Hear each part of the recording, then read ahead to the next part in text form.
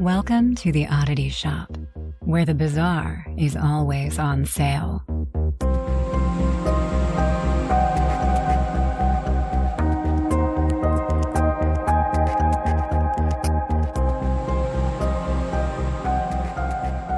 Hey, welcome in, you oddballs. This is the Oddity Shop. I'm Kara, and this is Zach.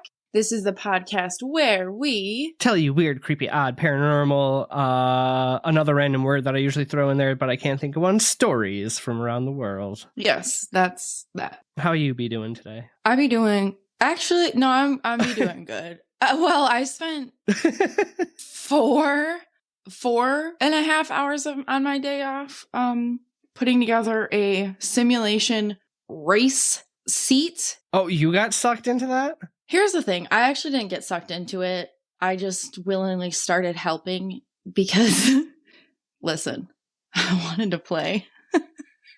Okay, so tell everyone what it's for. It's for Xbox or whatever video games. So you could play like F1 racing or whatever. But it's like a simulation wheel, and it makes you actually feel like it. And it actually is the kickback of if you were driving. There's actually a wheel that's up from what my husband got, and it actually you can break your wrists because it's that much of I'm not even kidding you. The kickback on it, the wheel will break your wrists if you are not. How do they even sell that? That's what I said. He didn't get that one. Good. Anyway, it's wild. The last thing that man needs is broken wrists. Right? But it is really cool. So I played that. I didn't even play. I just did like the practice round. But it actually was kind of funny because we put it all together. He practiced and got into it probably for 5 minutes. And I was like, do you want to try? And I was like, yeah. And I played for like 20 minutes while he was like playing with Delilah. And I was like, why am I on this thing? That's hilarious. I know he's been talking about that for a while. Good for him. And then I wasted another like 3 hours of my life today working on my Halloween costume. What was in my head was a good thought. Execution's not there? Yeah, it wasn't good. So I gotta scrap it. I played with rubber snakes all day. I'm gonna say that, and I'm gonna leave it at that. I think I might have said it already on an episode of. Yeah, you did. I just didn't listen. So that was my day. Yours was. Yeah, I just worked pretty much all day today. Let's see what else is new. Oh, I got Falltober Days this weekend, the annual Pumpkin Patch Day, and I'm super excited about that. Oh, cute. Nick's going to be able to come this year. Cute. Yeah. So I just got back from my trip. Oh, yeah. All right. Tell me about your trip. No, my trip was like it was actually my favorite trip. We did a road trip. We went through Tennessee. We did a bunch of hiking. I saw so many bears, which everybody kept telling me that they've lived there or they've lived in the wilderness forever and they have not been able to see a bear as close as I did. And I saw 5. You kept sending me bear pictures the whole time. And videos. My brother was like super jealous because he's like, that's actually incredible. It was cool. That was one of my favorite parts. But then we went through Tennessee, blah, blah, and then we ended up in North Carolina to see my friend. And if you're a Wilmington, North Caroliner, I don't know what you guys are called, then your city is the most amazing city in everywhere because it is the home of One Tree Hill. And if you know me, you know I'm a One Tree Hill fanatic. I think anybody who's listened to the last couple episodes. Yeah. But I probably cried a couple times. I went to like 20-something stops. I could have went more. It was just incredible. I have so much stuff to post on my personal socials. Like, I'm going to keep doing it. It was the best trip. I don't know how to explain it other than like, you're seeing, I didn't get to meet anybody from the show. But being in all the places that they actually were was absolutely incredible. And I thank my husband for enduring like an 8-hour day of him just like pulling up to addresses of random houses and taking pictures of them for me. So I really appreciate that. One of the little shops was almost like a little oddity shop that sold a bunch of their stuff. And it was actually a record store in the show. So when I went there, I got this really cool. Well, I bought a bunch of stuff from. Good thing Aaron walked out. I bought a bunch of One Tree Hill stuff there. But this caught my eye, and it was like one of those Mean Girls moments where you're like, I saw, what is it? I saw Katie Heron wearing army. Oh my God, army pants. Yeah, so I bought army pants, dude. I biffed that so bad. Anyway, it was one of those things where it was like didn't see I heard John Tenney say that he wants to get back into palmistry and palm reading. And so I saw a palm reading set and I was like, I just want to start doing it because he wants to get back into it. Oh my God. And so I bought this deck. Well, cute. You have to. And that was that. You have to read my palm next time. I've only had my palm read one time. I never have. I didn't like the results, so I've never had it again. Apparently, my lifeline is very, very short and fractured at the end, and it just makes me scared. So I haven't had anybody else touch it. We'll see if you come up with a different result. All right. What do you? Well, we know what this is. We know what this is, but so for anyone who didn't listen, I would stop this episode right here, go back to last week's, listen to the part 1. So Kara last week told us about the movie version of the Conjuring House story and how it's kind of the story of it's been changed throughout pop culture, right? Through entertainers in the paranormal field who have kind of ran with the story of the movie. So this week, what we want to focus on is more the true story of what happens in the Conjuring House. Because I'm going to be honest, I didn't know any of this until we started to see Andrea speak and I started researching it, right? Like I just kind of subscribed to the movie. Right. But I do still have a question for you. Oh. Yes. Are you ready? I was not expecting that. That's okay. You just have to come up with an answer. It'll be fine. Oh, God. The pressure. Do you think it's just spirits that haunt a home, or can the house itself become something that actually either is haunting itself or attracts spirits? The second option. And why? Well, if you actually listen to today's episode, which would have been the recap of Paracon, we did kind of talk about this, about homes sucking in all that stuff in a way better way. It was Brian Cano talking about. Yes. But also, and we kind of talked about this, it is your energy, right? Energy lingers. We know that. You can walk into any room and feel the energy that people are giving off, right? So if you're always having this negative energy every time you go into a place, right? All these people are thinking negative thoughts, negative feelings, things like that. You build and you get a tulpa, egregore, whatever you want to call it. That energy lingers. And I think it can sink into the walls of the home. And then that energy attracts more energy of the same concept. Look at you for not even expecting a question. You nailed it. Good job. Thanks. Okay, so let's just get into it from there. Obviously, like we said, last week was pop culture. This week we're talking the true story, and then kind of want to touch on a little bit of what some of the researchers who are spending more time in the house are actually doing as well. So are you ready? I am ready for the... I don't know what the word is, but I'm ready. You're good. All right. So I want to quickly recap your recap of the movie last week. The 2-minute thing just for anyone who's been a week. Okay. So the Perron family moves into an old farmhouse, pretty much immediately start to experience a haunting, quickly ramps up, kills the family dog, starts bruising mom, terrorizes the family at night. They go and they beg the Warrens to come to the home. It only gets worse from there, right? So mom gets possessed by an evil spirit named Bathsheba who lived on the property and killed her child. Everyone finds out that basically this spirit continues to possess all the moms who live on the property, makes them kill their kids. So Carolyn Perron in the movie tries to kill a couple of her kids. Ed decides to stop waiting for the church to do a exorcism, and he performs one himself. They save her life. Everyone lives happily ever after. And the whole movie really seems to take place. I mean, nobody ages, right? So maybe doesn't really give timelines, but let's give them a little bit of credit and say a year. I was going to say, I don't even know if it was a year. Yeah, no. I mean, it honestly feels like it could have been like 2 weeks. Right. Yeah. It's a lot. Okay. It's a lot. So the movie says based on a true story, and when we say that, it's very loosely based. Okay. Loosely. We've talked about the fact that we've already been able to see Andrea speak, and she was the oldest of the 5 daughters who lived in the house. And she, I mean, you can find countless interviews and documentaries and stuff. She paints a totally different picture of what the experiences were in the house. And I do just want to add that she kissed Zach. In case anybody hasn't heard her say the first time. Every time we talk about her, I will say it. I love her. Okay. I do too. I will say this. You can tell even when she's like saying that it didn't fit her story, she doesn't demean the movie totally. No. She's very happy that the movie brought attention to what her and her family went through. And maybe not attention's the right word, right? But brought awareness. Obviously, she's a little bit displeased that they didn't stay true to her story. So she had given them all the facts, the writers of the film. And she's quoted saying, "It's an excellent film for what it is.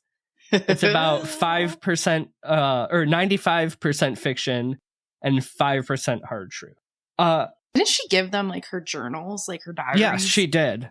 Yeah. Okay. So she gave them a ton of stuff. Actually, perfect segue, because the movie, like we said, it focuses on one single spirit in the house named Bathsheba. She took the blame as the sole spirit in the home in the movie, and it's really not the case. So exactly what you just said, Andrea did give them all her journals and stuff. And when they didn't tell her story authentically, she actually took that and interviewed her family members and did this. And she comes up with an entire trilogy of books. Like each one is about 1,000 pages. Which we know we need to read. Which is called The House of Darkness, House of Light. We do need to read it. Yep.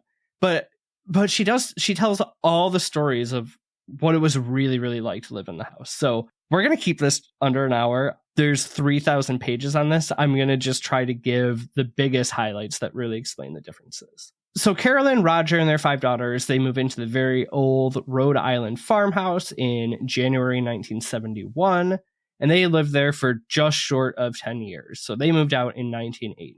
Just like in the movie, the paranormal stuff starts almost immediately, but very, very differently. They had purchased the home from a gentleman named Mr. Kenyon. So Mr. Kenyon and his wife lived there for 60 some odd years. She actually passed away a few years prior, and so Mr. Kenyon wasn't living in the home. So when they sold it, he went to grab the last of their belongings that were still there.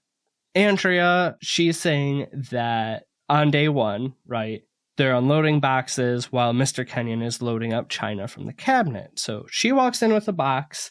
She passes him and says, "Hi, Mr. Kenyon," sets the box down on the table, goes to leave, and as she's crossing the formal dining room, she sees another gentleman standing there looking at Mr. Kenyon, and she says, "Hello, sir, good morning," and continues to walk away. She goes up to Carolyn, her mom, and asks who the man in the kitchen with Mr. Kenyon was, and she states that there's nobody else in the house. Ugh. So Andrea was confused, right? She said it looked like a flesh and blood man standing there. Can you imagine? No. Well, I mean, yeah, I could, because you think you that can, somebody's but just... also, but like, what? I mean, that could be one thing, right? She thought maybe her mom didn't see this man come in with him. Yeah, or whatever. True. A couple of the other sisters also saw this guy, except for Nancy. Nancy not only sees him, but as she turns to say something to him, he evaporates into thin air. Over the course of the next 10 years, they continue to see this guy all over the house. Christine, one of the daughters, actually named him Manny because he was a man who lived in the home. Which I think that detail is so precious. Manny. It's so cute. And we're going to come back to him later, so don't forget about Manny, all right? Oh, I won't. All right.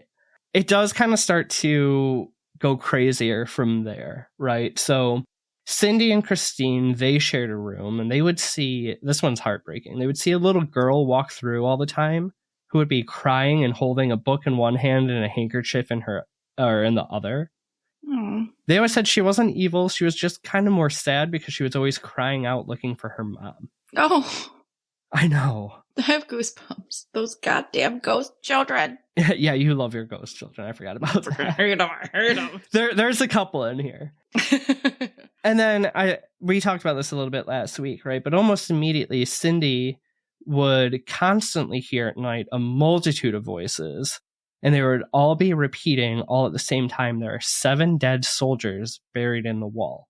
Now, they've done scans of the wall, and there's no way, I mean, these are old walls, that there's anybody buried in there. But what they've started to think is there's this old back wall on the back side of the farm, and I think they've done some of that sonar scanning. Looks like what could be some graves under there. Yeah. So that's just a couple of the things they were experiencing other than, the demonic. Yeah. So Andrea, she seems to be really the most outspoken of the family. And like I said, over the 10 years of living there, she said, some of us had terrible experiences, while, others of us had benevolent or even amazing experiences in this house. Which is so, not to get too deep into it, but it's kind of just like life, right? Some people have unfortunate, really bad experiences in life, and some have really great ones. And it's like, why? And, it almost seems like even with the same spirits, like they, you have good days, you have bad days. And so did all these things that were for some whatever reason in this old farmhouse. So like they all had like many experiences with I've heard it say up to dozens of different spirits and apparitions. Some intelligent, others would be more residual, just like that little girl going back and forth on a loop. Some of them, it seemed like they would see the family and interact with them, or touch them or pull on them while they were sleeping. That part from the movie is true. Yeah. Other times it would just be smells, or like I said, sometimes it would be like whatever beings these were interacting with other spirits, but couldn't necessarily see the family. It's just this whole wide range of things going on in there, right? So I'm not downplaying any of the traumatic events. There were some, and then obviously there's one really big night, which is the 5% of the truth of the movie, but we'll come back to that. So put a pin in that for now. Put a pin in it. Put a pin in it. Going back to Andrea, though, it's so wild. And here's kind of some of like what she was saying in this interview that I watched. She literally says it was a privilege to live in a home so alive with death, and a gift to be able to live amongst and communicate with the dead. God, she's so incredible.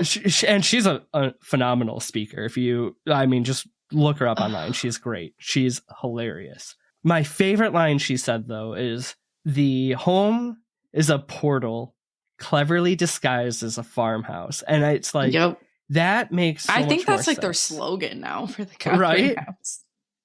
And I kind of gave it some thought to figure out what exactly she could mean by that. Now, you have to know a little bit about Andrea. So she doesn't just believe in spirits. She believes in multidimensional beings, the galactic family, UFO. She's right there with you, Kara. I was just going to say, she, me. I'm her. Yep. Oh, God, I wish I could be as close to as amazing as her. So, it's like whatever has been created or opened here, she seems to think that the veil is thinner. They're closer to the other side. And something possibly even multidimensional is happening, where the past, present, future, the living and dead seem to intermingle like swirling smoke. I mean, she can paint a picture with words. Let's be real. Gosh, she's just amazing. Okay. So let's do a side-by-side. I'm going to pick specific parts from the movie, and we're going to talk about why the fuck they are so inaccurate, and give you what happened. First one, and this one is just for you. We all know in the beginning of the movie, the family dog dies. And I was not okay with it. You were not. I could not find any evidence that a dog died. Now, I have not read the trilogy, but I couldn't find any evidence of a family dog at all. So I think either it was unscathed or just didn't exist. Either way, no dead dog. Did Dad read the first one, right? He's reading it right now. Reading it. Okay. Yes. We'll follow up. Second, let's talk about the wardrobe in the movie. So that giant wardrobe that's in Andrea's room, right? Creepy ass. That was apparently there when they moved in. Right. And that's where Bathsheba seems to come out of. I mean, most, other than the basement, right? That seems to be where the activity is kind of focused. The hot spot. Right. There was no wardrobe in Andrea's room at all. Okay, good. Because I hated it. What was there instead? Oh no. Is 10 times worse. Oh no. So crawl space. That kind of like a crawl space. So you know those half doors that lead to unfinished rooms and like attics.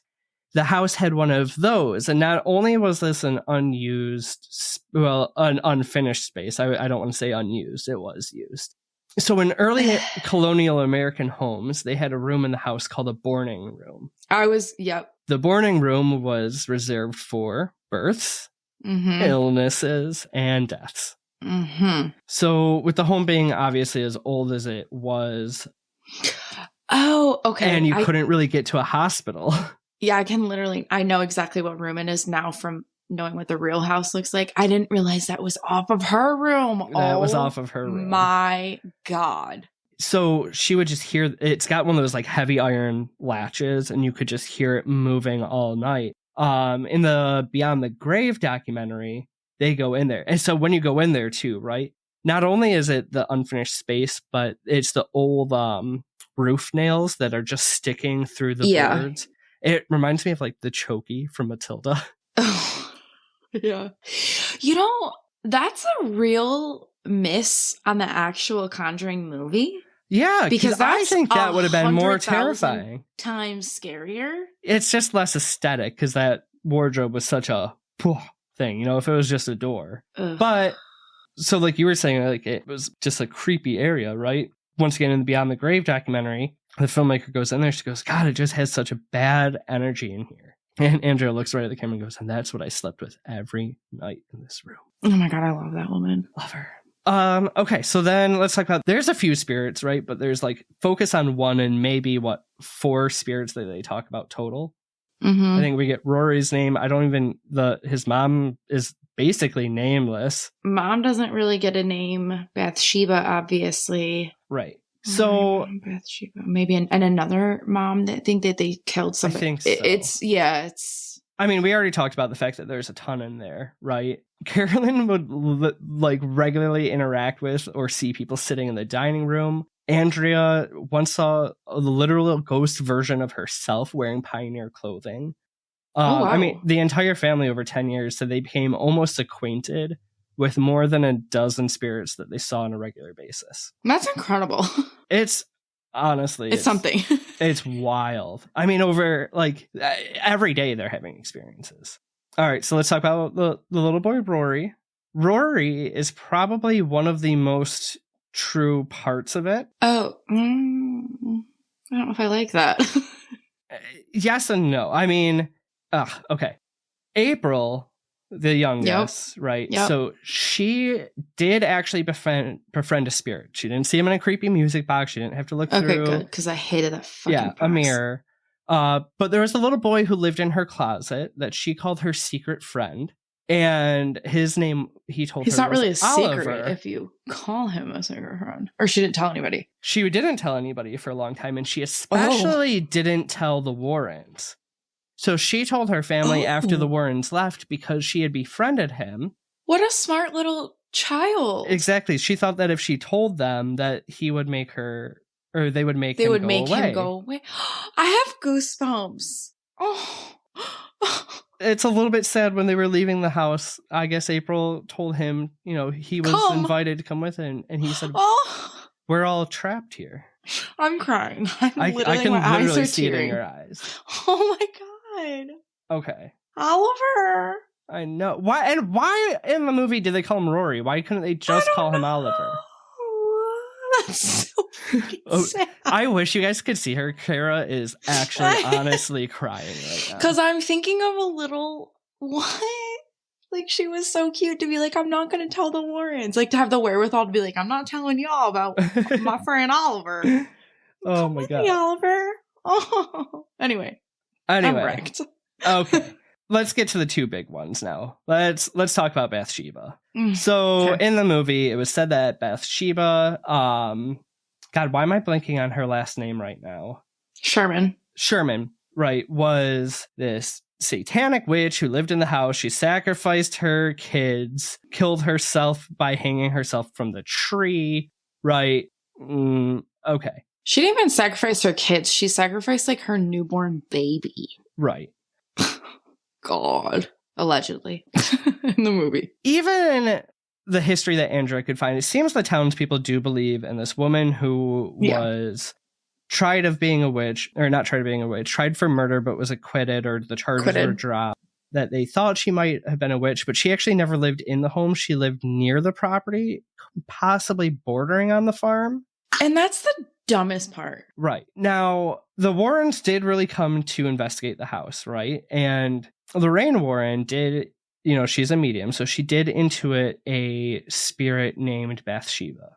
Somehow, though, you know, Lorraine immediately jumps to the fact that Bathsheba is the one who's, so there were evil spirits. We've talked about that. But she was the one who's doing everything in the house, and she was feeding off people and blah, blah, blah, blah, blah. Okay, so immediate Warren style, we found the demon, right? Just because the name came to Lorraine.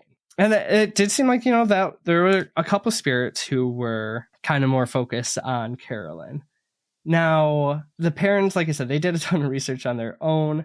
Over the history they could find, they did find more than a dozen people who died or took their own life in the house, but they never found any record of any Bathsheba in the house. Oh, that's interesting, though. I guess I didn't realize that there was that. Wow. So you say wow now, but in a few minutes we're going to talk about the history of the home and how old it actually is, and that number seems low. Oh, I do know how old the house is, so that makes sense. Yeah.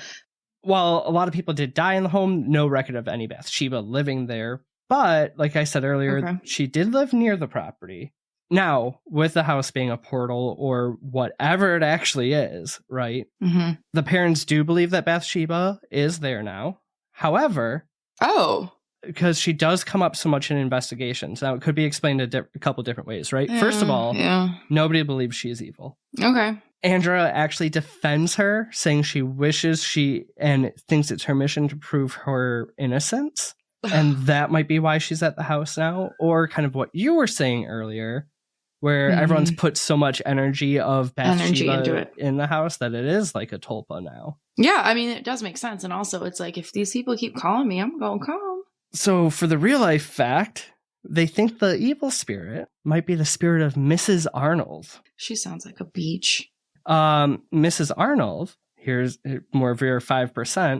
Her husband died in a way that he probably shouldn't have died. She became very upset by this and possibly hung herself in the barn. Not the tree. Not the tree, in the barn. And this was told to the family by a local historian. Okay. Wow. Already we've uncovered a lot of differences. Are you ready for the biggest one at all? I'm trying to think of everything else that happened in the movie that you're gonna like. What's the big thing that happens? The end of the movie. Oh, the possession. Ed Warren doing a exorcism after Carolyn got possessed, right? So ridiculous. Yeah. Ed Warren in his life never did, nor would he try to do an exorcism.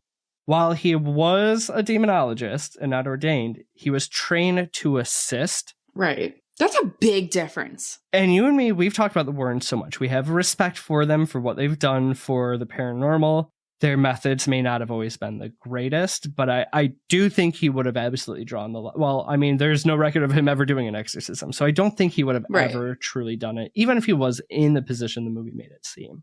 The Warrens actually came to the house 6 times total. And it was on the second or third time that it's like Lorraine... not even a lot. No. And Lorraine kind of intuited this Bathsheba. And funny enough, they would really only come if Roger wasn't around, because Roger kind of thought they were, full of it, basically.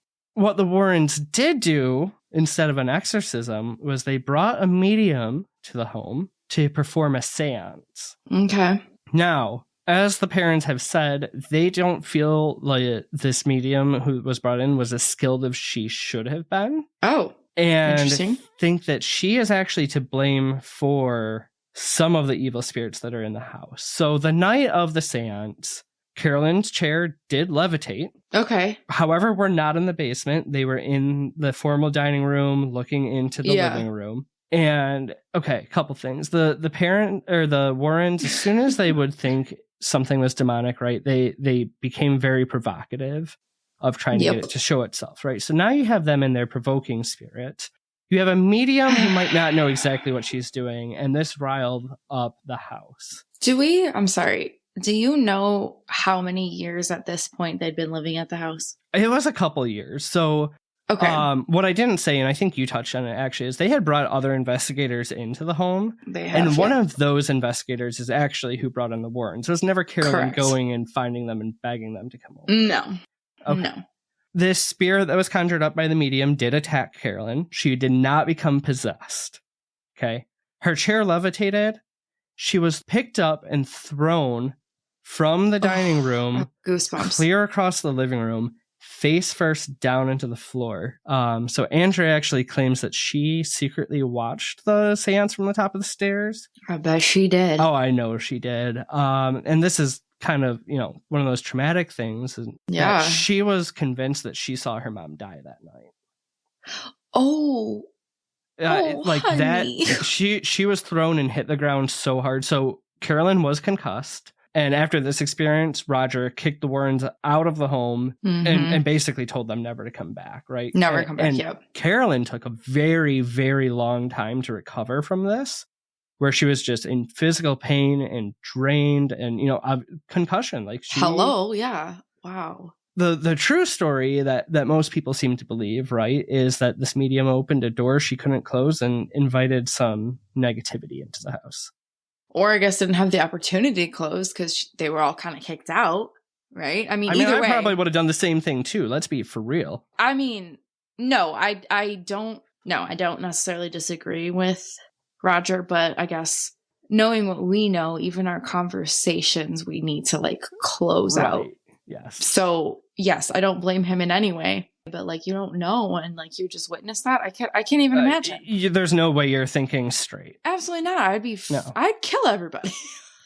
Now, they did live in the house for years after that. And I was going to say, but they lived in the house for years before and nothing like that happened. So yes, I would also kick them out because it's like, what the hell did y'all just do? Now that's not to say that there were other terrible events, right? But nothing to like that extent, right? Holy crap. So I think, right, to really understand why there might be so much activity in the house, you have to like go way back. So bring it to me, baby. Obviously, we call it the Conjuring House, but its official name is the Old Arnold Estate. Remember Mrs. Arnold? Yes, Mrs. Arnold. House is located in Harrisville, Rhode Island. It was completed in 1736. Mm-hmm. Okay, the Declaration of fucking Independence was signed in 1776. This house is... It's old. Older than America. Isn't that wild when you think of it? Holy so crazy. I'd be haunted too. And then, as every legend in the United States goes, the land was old Indian grounds. Okay. It all is. It all is. The first owners that we can really find record of were the Richardsons, and of owning the land, right? And the house was the property was deeded to them in 1680. They were, to keep it really short, they had different religious views of most of that area. So they bought this giant plot of land where, as they would convert people, they would then parcel off sections of it to sell to people with similar beliefs as them to build their own community. Okay. Is this a cult? No, it's the way you just said it was like it's a cult. Back then, like the Puritans and all that, there's so many different kind of like little sects, and I don't understand it, but I mean, kind of cult. I guess all religions can. No, that's a can of worms I'm not going to get into right now. Anyway, so deeded in 1680, but the Richardsons, as far as we can tell, are the ones who do build the house 56 years later. Now, there's a lot of missing record here because the Richardsons had a long line of daughters and daughters couldn't own property, so there's not a lot of deeds. Yeah. We do know that at least 8 generations of Richardsons lived in the house. Okay. The next owners were the Arnold family, and this is probably where some of the bigger hauntings started. Mrs. Arnold very likely is an evil spirit that lives in the house. So her husband was drinking this concoction it was some sort of horse medicine, but I think it was getting him a little bit. And he passed away in the attic. Wait, for what reason was he drinking this? I don't know, but he died of internal bleeding. Probably because he lived in the 1700s. What else? Ew. You were so gay in that moment. What else? What else are you going to do? But if you could have seen... If you could have seen your hand gesture in your face, what else? Then, there's the story, like we talked earlier, that Mrs. Arnold hung herself in the barn, and she's now supposedly the evil spirit who curses anybody who comes to live in her family. Okay, was he actually drinking this, or was she poisoning him with this? I'm sorry, but... There's not clear history, okay? Who... Okay. But it sounds like she was upset about his death and then took her own life. So I don't know. Okay. From the Arnolds, it went to the Butterworth family. Butterworth. Then the Kenyans, who lived there for the 60 years. And then obviously to our friends, the Perrons. And you were 100% correct when you were talking about it. Except it wasn't the neighbors that told the Perrons the Kenyans left the lights on all night for those 60 years. It was actually Mr. Kenyon who said, for the sake of the children, leave the lights on. Oh, you know what? I did hear that as well, though. I read either way. So, so it was. And that's the thing with a lot of this is there's so much conjecture. Yeah, there really is. So he basically, after selling the house or after whatever, was just like, keep the lights on? Yeah, when he was helping transfer it over. Because even after his wife passed, he stopped living in the house. His son actually built a small house that he lived in. But he never gave any more context than that. That's all I have. Wow. Isn't that... There very well could be. Like I said, I haven't read the trilogy yet. And no, I know. There's only so much we could fit in an hour. No, here. I just meant like through your research. No, right. That's wild. Okay. Okay, so after that, though, there were two other families who lived in the house. Couldn't find much on them before it was bought by the Heinzens, who turned it into, a paranormal business. Mm. But there's no doubt about the fact that this house, for, hundreds and hundreds of years, has seen its fair share of death, tragedy. Well, something. And I think, being an original colonial home and on Indian grounds, like it very well, all of that combined could go to make it what it is. Or God only knows. I mean, there could be elemental forces at work here or other things with these portals. Yeah. It's just everything. There's so much to unpack here. No wonder they couldn't put it all in the movie, but they could have put a little more in. They could have just did better. Right. That's fine. The movie, though, it's super popular, right? The house got popular after that. You touched on that. Then we have the Heinzens running it. So now you have thousands of people coming through the house, right? Yep. And everyone's going in with this idea of what was told to them in the movie, because it says based on a true story. So then they all go looking for evidence that supports preconceived notions. Mm-hmm. That's where they amp it up. It's their jobs. We said that. It's the entertainment value. Yeah, we get it. But that's what you're seeing, right, on TV or on YouTube or on those things. And totally get it. You have to entertain if you're going to be an entertainer. But I think at the same time, it's really, really important to look at the people who are spending a lot of time there and kind of researching behind the scenes, because I think their experiences are truly, truly interesting as well. So let's get to the current owner, Jacqueline Nunez. She is so sweet. She's like this cute as hell, literal spiritualist. She's all into the metaphysical. She's had a ton of experiences in her own life, and she bought it in 22. Mm-hmm. Now, she does continue to run the business that allows the public to come in and investigate. You can actually go, you've heard glamping, right? Yep. You can go gamping there. Camping. Ghost camping on the farm. You can rent out the house. You can go, they have all sorts of events there, so you can go and learn about it. But the difference between her and the Heinzens, I was gonna say there's a difference, and I don't know the Heinzens. Andrea talks highly of them, but from what I've watched, the difference comes really down to a respect, right? Yep. You said it pretty good that the Heinzens would come in and say, hey, provoke the spirits, get the experience and whatnot. Rile it up. Jacqueline, instead, she wants people to learn, right? Learn. Her whole thing is come here and you will have an experience. You don't need to provoke. And she set up a team of highly qualified caretakers who all spend 2 weeks at a time living in the house to continue to teach, learn about the house, do this research. She has mediums who are staying there. She has actually the daughter of Corey Heinzen. She works there as one of the caretakers. And then we've got, you know who we got. Satori Hawes. Satori! And Cody, I'm so sorry. I'm probably going to murder his last name. Dabians is how I think it is. I could be wrong, and I'm so sorry if I am. Here's the thing. So they're the cutest human couple beings ever. And hold on. It's not the little couple. They are, their website is the paranormal couple. It pains me to post a picture of us with them, because they're so goddamn cute, and we so just looked like cute fools. She's gorgeous, just little treasure. She is the daughter of Jason Hawes, Ghost Hunters. The guy who started all of the TV, right? And Cody was actually, so Satori's joined Ghost Hunters now as she's gotten older. She's on a lot of the episodes, and she meets Cody there on Ghost Hunters, and now they are dating. They're like the cutest. They're starting a paranormal museum. They are caretakers of the Conjuring House. Cow. They have also discovered they have a gift. Oh yeah, they do have respect. But they have this insane gift. Have you ever actually watched it? No, I need to. Because I heard them talk about it, and then, yeah. I watched an episode of Ghost Hunters. I can't... I'll try to find the episode for you where they did it, but it's insane. So they're not really able to fully explain what happens either. But Cody and Satori have found that they have a gift to communicate with spirits in a way that is so shocking. Basically, what they do is they almost get into a meditative headspace, and they hold each other's either hands or kind of like grab each other by the forearms and stand in a circle looking at each other. And they'll start to, just like you would with like an EVP or a spirit box session, start to ask spirit questions. And then what they'll kind of take turns doing is saying the alphabet. So A, B, C, D, E. And then there's knocks that start to happen. And it's only when they are holding each, and you can see them holding each other's hands, and you can see their feet. It reminds me of the Bell Witch. Yeah, communicating through knocks. But what happens, so they'll ask a question, they'll hit, A, B, C, D, and then knock.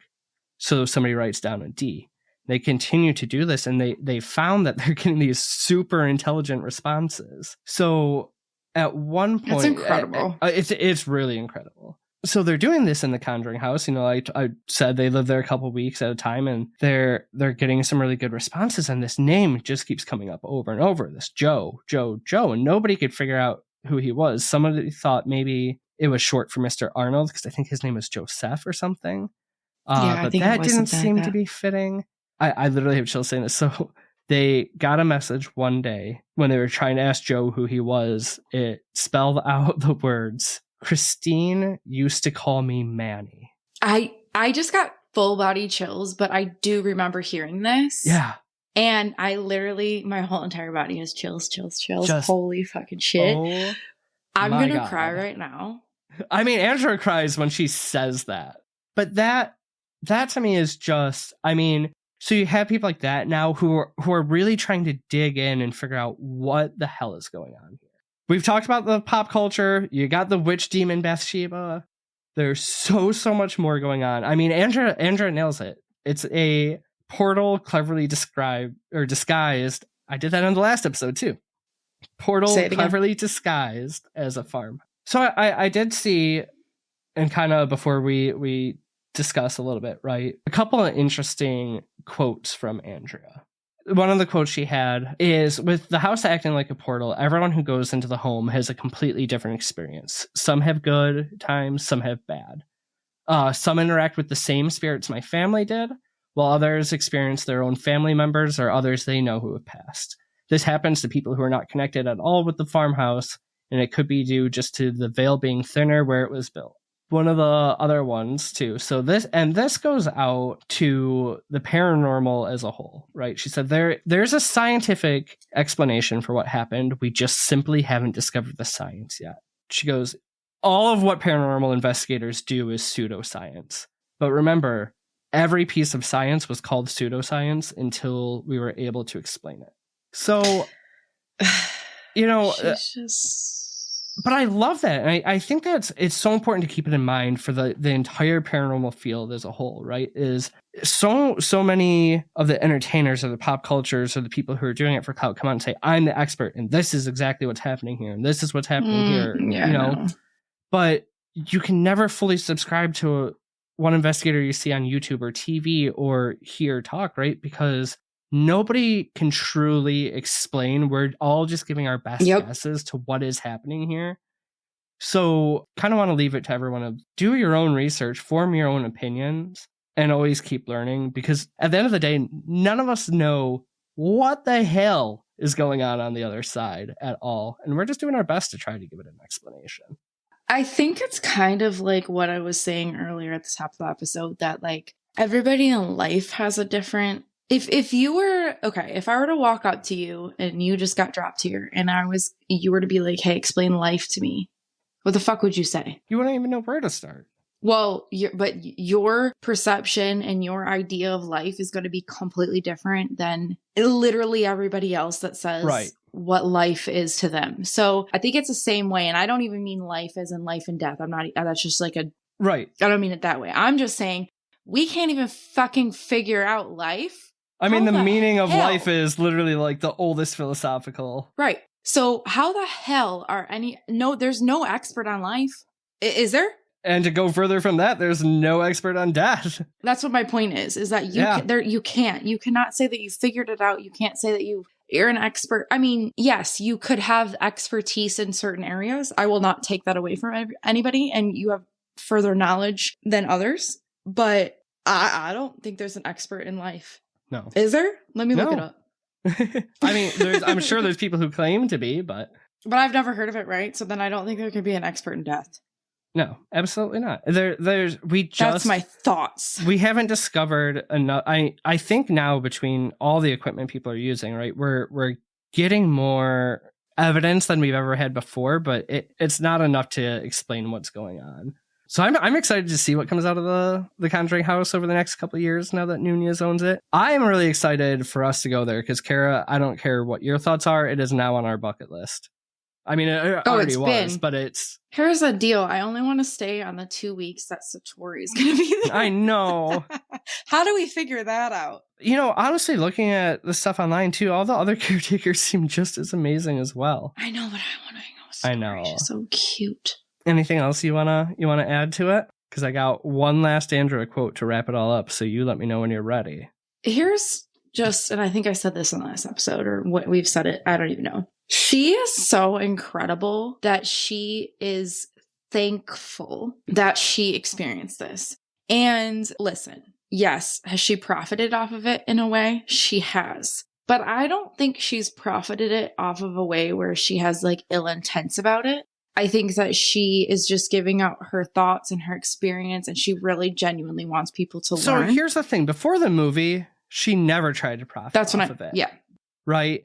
So she wrote this trilogy they were afraid for years and years how they would be taken in their community. Perceived. Exactly. Yeah. As, you know, paranormal stuff started to get more popular, that's where they started to have the idea of telling their story. And I couldn't find exactly how it got from them to the movie. But obviously they were telling a few people. And when that came out, the family kind of decided, you know what? The movie is great for what it is, but it's not our story. And that's where Andrea, she's literally said from the minute she walked into the house, it felt not only like home, but destiny. And that she thinks she was chosen to be the one to tell the story. So I don't think she's doing it to profit by any means. I think she's doing it because she felt a draw and a connection to the house and the spirits. And it's her mission to bring light to what is going on in this particular part of the world. Well, and that's what I mean. Like, I think it's incredible. I think she's incredible. I think that her views on things, and even taking bad experiences that she had, like seeing her mom thinking that she died and things like that, and taking those and still wanting to try to educate people and to not have people be so frightened. And she doesn't speak like everything is demonic and it's like, oh my God. And it's like, I just think that's incredible. So I would love to hear your last quote from the Queen, Andrea.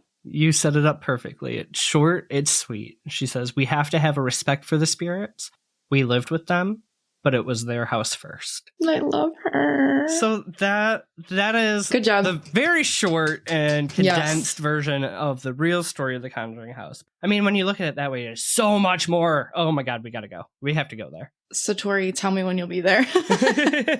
If you ever run across this episode, you must tell us. You are obligated. Oh my God. All right. Okay. Do you have anything else to close out on that? My only thing is if you've never gotten to experience, go on YouTube right now, look up Andrea Perron, and just listen to her talk about it. She incredible public speaker. Look at our reel of her kissing Zach. Oh, yes. Is it a reel or a post? Because the reel will be gone. But no. That's a story. A reel's there, honey. And this is why Kara does the social media, because I don't understand how the Instagram works. There is a beautiful reel of me just dying at you getting kissed by her. And then she's like, pictures. So here's the thing. I love that you do the social media. And I've hit that age in my life where I'm now going to start calling it the Instagram, the Facebook, just so you know where I'm at. The Instagram. I'm not on the Instagram. I mean, I just learned how to post a story to there, and it also posts to my Facebook, but I thought Reels and Stories were the same thing, so oops. No, it's okay. Stories go away in 24 hours. All right. Love you so much. I love you too. Yeah, actually, you also... Okay, really quick, because this is cute. Somebody today posted a post of us, and Zach thought that it was a story. And I was like, no, it's a post. He's like, wait, what's the difference between a post? A post is on their page forever. And he's like, wait, we're on their page forever tagged? And yes, we are. And then he freaked out because this had happened hours prior. Right. And he thought he freaked out only because we were on a story. And then he re-freaked out because he realized. Well, because you said they reposted it. So I'm like, okay, so that goes away. I don't know how it works. Okay. It's cute. Love you. Okay. Okay. So with all that being said, talk to me on our socials. I really appreciate it. Zach has no idea what's going on. I usually screenshot cute stuff, send it to him via text, and then we go on our merry way. We appreciate it. True. Please, for our new listeners, we appreciate you. We hope you come back. If you could please give us 5 stars. Yes, give us some ratings, reviews. Give us some ratings. We really appreciate it. We also have the segment, the Paranormal Postcards, where we read your creepy paranormal stories back to all of us. So we'd love some of those. Or not even paranormal, just any oddity. Any story. Yeah, I don't we're really here give for a shit. Odd shit that's happened to If you got kicked by me. a grandma, I'd like to know about it. What? Where did that even come? Okay. I don't know. I have no idea, but if you got We're kicked now by fully a grandma, expecting a grandma kick story. So that's that. And we appreciate you. We love you. But most importantly, creep it real, you oddballs. Goodbye. Bye.